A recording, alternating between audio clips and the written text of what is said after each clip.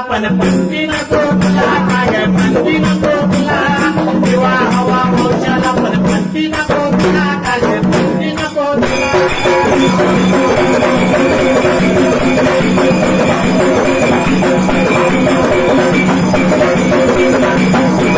विवाह हवा वंशाला पण पंथी नको तुला काय पंथी नको तुला विवाह हवा वंशाला पण पंथी नको तुला काय पंथी नको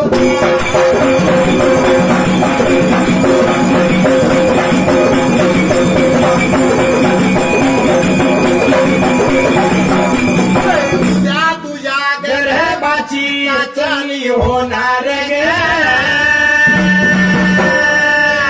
मुलगी आहे म्हणून सारे नाक मुरडणार ग नाक मुरडणार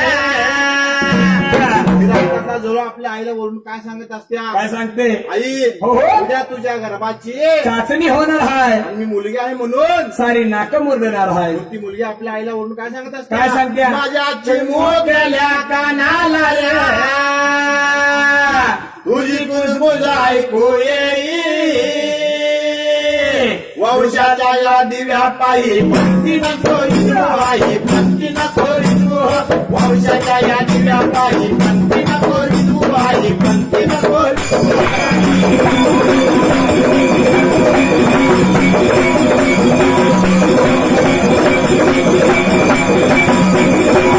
हवा वंशाला पण पंथी नको तुला काय पंथी नको तुला हवा वंशाला पण पंथी नको तुला काय पंथी नको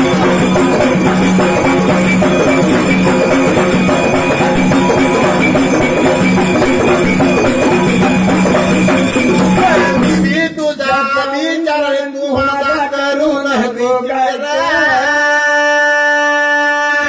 आई काय मी तुझा विचार आणि तू कर माझा विचार हो तू दिल्याला घर पण मी सुखात ठेवीन आणि जन्मलेलं घर पण सुखात ठेवीन शाबास. अरे काय सांगतो म्हणली हो. जर ह्या जगात सावित्रीबाई फुले जन्माला आल्या नसत्या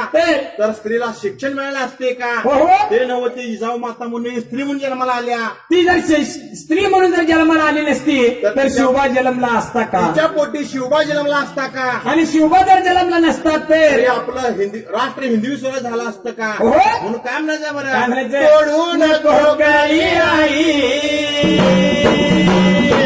जग बघू दे ग मला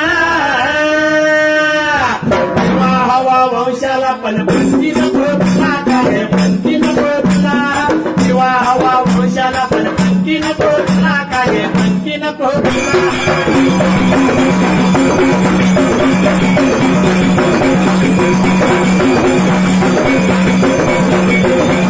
किंवा हवा वंशाला पण पंथी नको तुला काय पंथी नको तुला किंवा हवा वंशाला पण पंथी नको तुला काय पंथी नको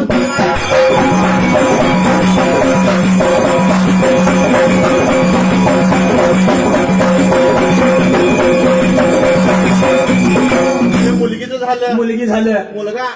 आता मुलगा काय करतोय मुलगीला घर